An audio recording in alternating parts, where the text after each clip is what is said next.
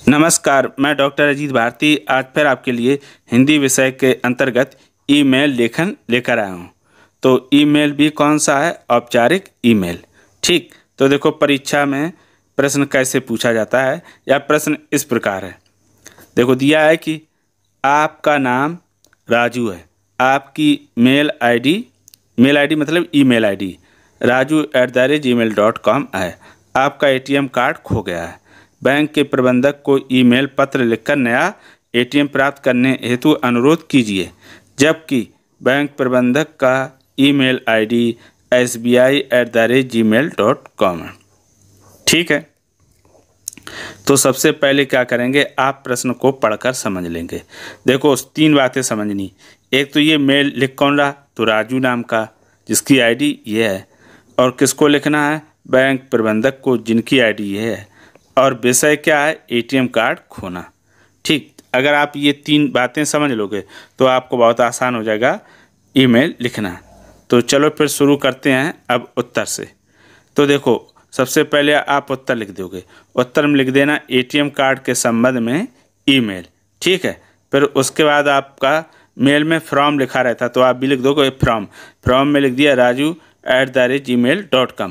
देखो फ्रॉम में जो मेल लिखता है वो अपना आईडी लिखता है, और फिर टू में sbi@gmail.com। जिसको मेल करना होता है उसे हम टू में उसका आईडी लिखते हैं। ये बात ध्यान रखना, बच्चे इसी में कंफ्यूज होते हैं। फ्रॉम में अपना आईडी लिखना है या जो भेज रहा मेल, और टू में जिसको भेजा जा रहा है उसका मेल आईडी लिखेंगे।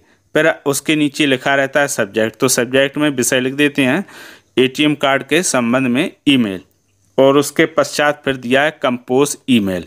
ये देखो जो बातें एक समझ लो, ये फ्रॉम टू सब्जेक्ट कंपोज, ये मेल जब हम मोबाइल या कंप्यूटर में ईमेल खोलेंगे तो ये ऑलरेडी लिखा रहता है, इसमें कोई हम जोड़ या घटा नहीं सकते, यानी लिख या मिटा नहीं सकते हैं। ठीक है, फिर आता है सेवा में के ठीक सामने हम लिख देंगे दिनांक।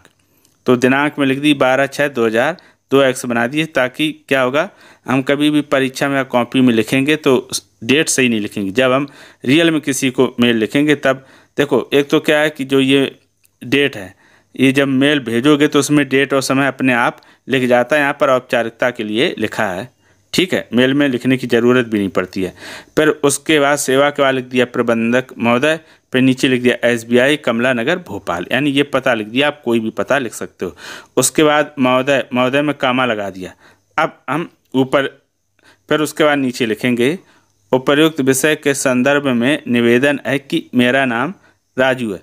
देखो मैं कमला नगर भोपाल का निवासी हूँ। मेरा आपकी बैंक में खाता है। मेरा खाता नंबर 2040XX है।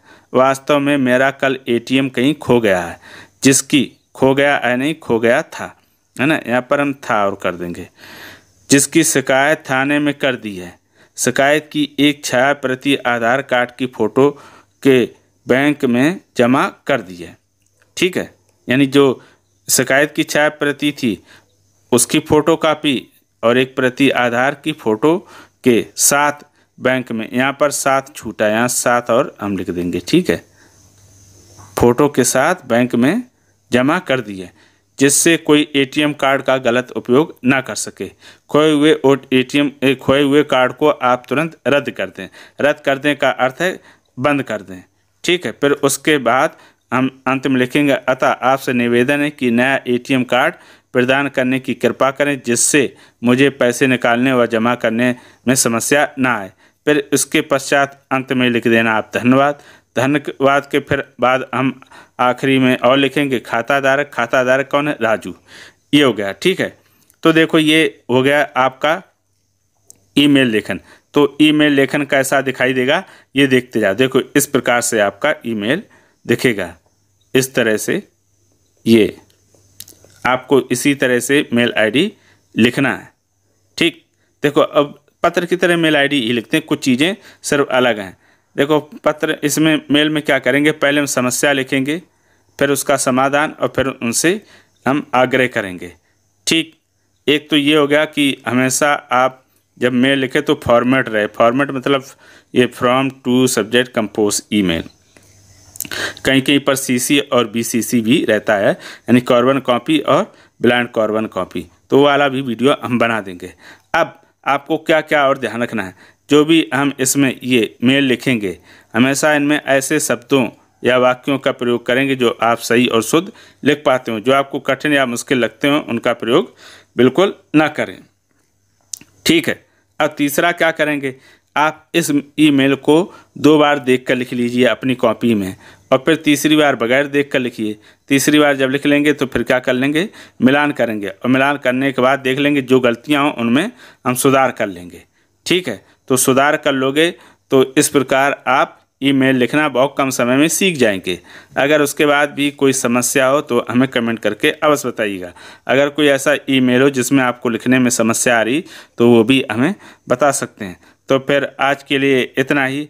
अब हम फिर मिलेंगे किसी नए विषय के साथ, तब तक के लिए धन्यवाद।